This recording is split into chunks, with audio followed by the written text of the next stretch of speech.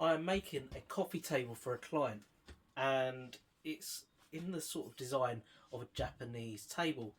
It's going to be very low, but very thick and big. And he wanted the legs like this, in this orientation. Now, I've been thinking about ways of attaching the legs to the top pieces, and I'll come up with this plate. It's a big old 4mm piece of steel.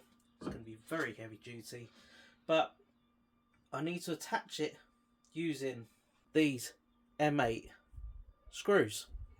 Now, if you were to try and put these straight into the wood, you might over time feel or notice that the threads start stripping out. So to stop this from happening, and to make sure that there's a nice tight bond between the screw and the wood, I'm going to be using these threaded inserts. These are M8 threaded inserts. They look quite big, but they do require a rather large drill bit. This one here.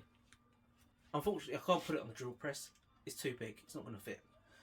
If I was to start drilling down like this, I have a chance that it's not going to be nice and square to the piece.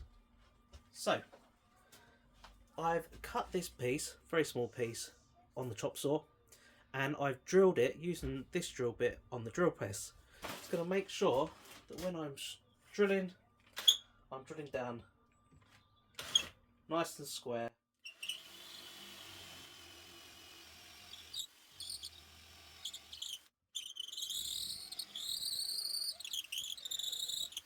And I can use a chamfer bit.